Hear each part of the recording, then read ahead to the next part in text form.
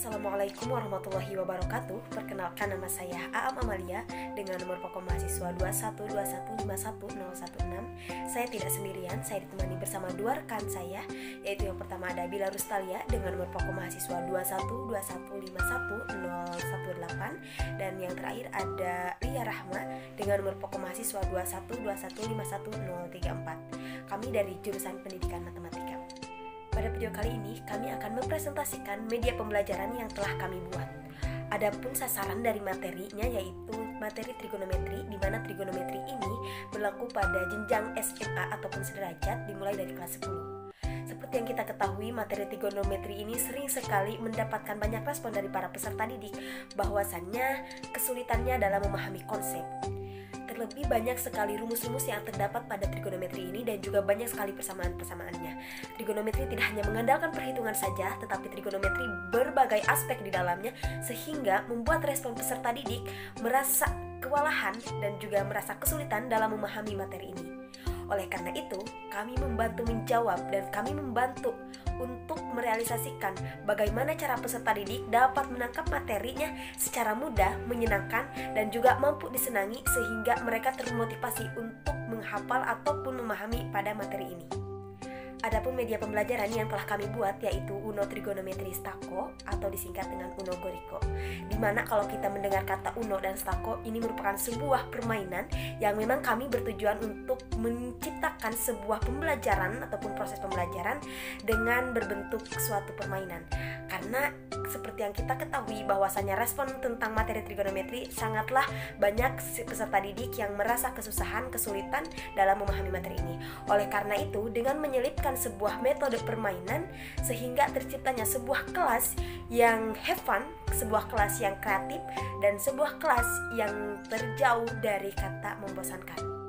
Uno Goriko ini mampu menjadi teman baik bagi pendidik dalam menyampaikan materi trigonometri. Karena dengan adanya Uno Goriko ini mampu menjawab dan mampu memberikan peran baru bagi pendidik, bahwasannya pendidik tidak mudah tergantikan oleh era globalisasi yang sekarang kian melesat dari segi aspek apapun itu. Dan dengan adanya Uno Goriko ini mampu memberikan peluang baru dan mampu memberikan sudut pandang baru kepada para peserta didik, bahwasannya untuk dapat memahami materi yang dikira sulit tidak hanya selalu menggunakan metode-metode modern. Mungkin trigonometri Stako ini, Uno Goriko ini merupakan media pembelajaran yang bersifat klasik dan juga bersifat sederhana, tetapi efek dan dampak yang dihasilkan dari Uno Goriko ini sangatlah cukup signifikan bagi perkembangan untuk pengetahuan konsep dasar dari trigonometri pada peserta didik ini. Uno Goriko ini pula mampu menjadi media pembelajaran yang tidak terbatas akan ruang dan waktu. Karena media pembelajaran yang berbentuk minimalis dan juga cara pembuatan serta langkah-langkah yang dapat dilakukan nanti pada pelaksanaan proses pembelajarannya sangatlah mudah diserap, dan juga untuk pembuatannya sangatlah mudah dibuat, dan bahan-bahan ataupun alatnya sangatlah mudah didapatkan di sekitar kita. Uno Goriko ini merupakan media pembelajaran yang menciptakan suasana pembelajaran secara kelompok, di mana nanti pendidik bisa memfasilitasi beberapa Uno Goriko dan dibagikan ke setiap masing-masing kelompok, dan juga nantinya para peserta didik bisa berlomba-lomba dan bermain bersama kelompoknya masing-masing. Oleh karena itu, pembelajaran secara kelompok di dalam kelas akan semakin hidup kembali. Karena mereka tidak hanya mengandalkan permainan ini saja, tetapi daya ingat, daya tangkas, dan daya keseimbangan tubuh ataupun tangan nantinya yang akan memainkan Uno Goriko ini sangatlah diperlukan dan sangatlah butuh kerjasama antar aspek-aspek yang tadi itu. Sehingga dengan demikian akan memberikan stimulus yang baik kepada para peserta didik, bagaimana mereka dituntut untuk memahami konsep, bagaimana mereka dituntut untuk meningkatkan daya ingat, daya tangkap, dan daya keseimbangan dalam permainan Uno Goriko ini. Dan mereka akan semakin bersemangat untuk belajar lebih baik lagi karena mereka mempertahankan kelompoknya masing-masing untuk menjadi juara di dalam kelas. Oleh karena itu, untuk mempersingkat waktu, mari kita simak media ataupun alat bahan yang digunakan dalam media ini dan juga bagaimana sih cara penggunaan dari Uno Goriko ini. Saya Bila Rustalia, di sini saya akan memaparkan apa saja sih bahan dan alat yang digunakan dalam pembuatan alat peraga ini, serta bagaimana sih cara pembuatan alat peraga ini.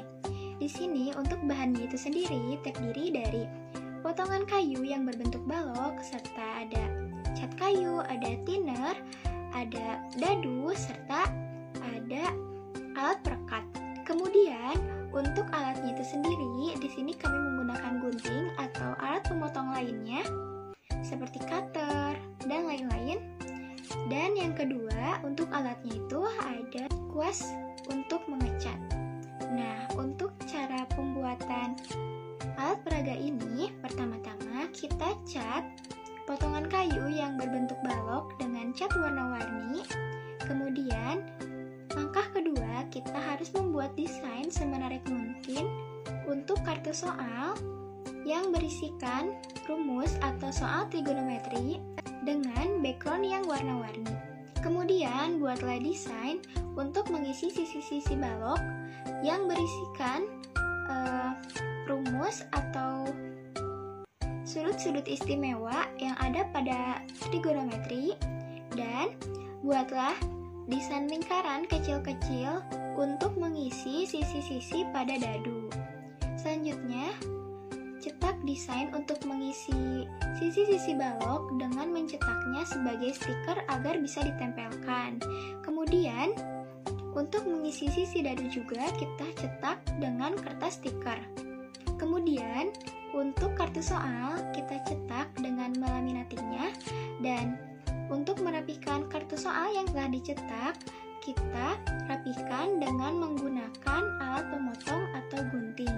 Nah, untuk desainnya itu sendiri, untuk desain kartu soal seperti gambar di sini, dan untuk desain sisi-sisi balok seperti di sini.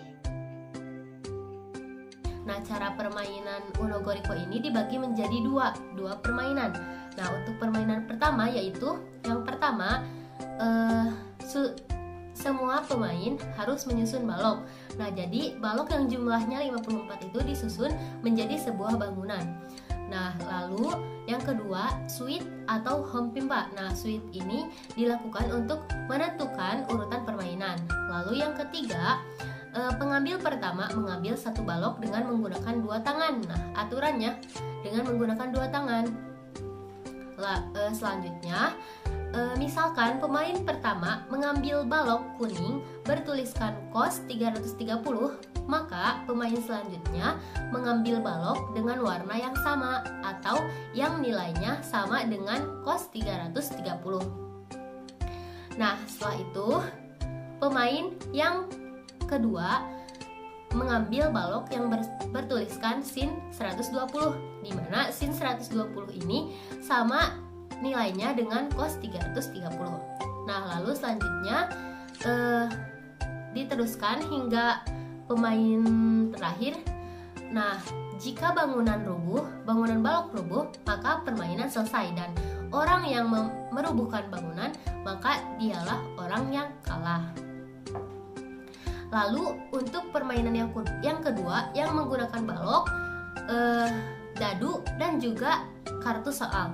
Nah, dalam permainan kedua ini harus ada satu orang juri. Nah, aturannya yang pertama, juri membawa buku panduan atau untuk menuliskan nilai dan juga kartu soal.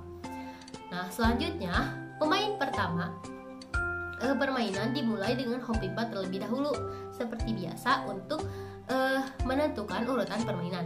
Lalu yang ketiga, pemain pertama melempar dadu. Nah, dadu tersebut sudah berwarna ya di setiap sisinya. Sisinya itu berbeda-beda warna. Nah, apabila si pemain pertama mendapatkan warna hijau, maka pemain tersebut harus mengambil balok yang sesuai dengan dadu yang didapatkan. Nah, jadi pemain tersebut harus mengambil balok yang berwarna hijau.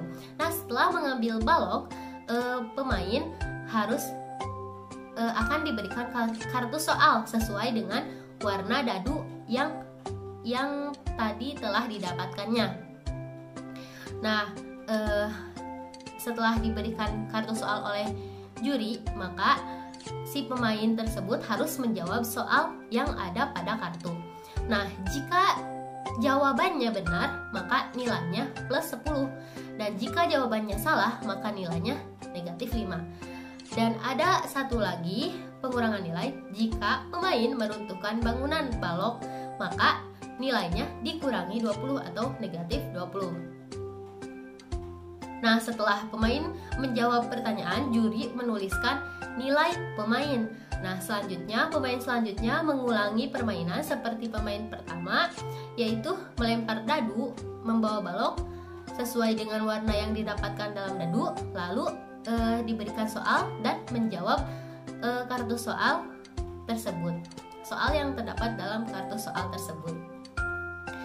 Nah, permainan selesai jika bangunan atau balok-balok rubuh. Nah, maka yang nilainya itu dihitung dari keseluruhan permainan. Nah, jadi juri menentukan siapa pemenang di permainan kedua ini.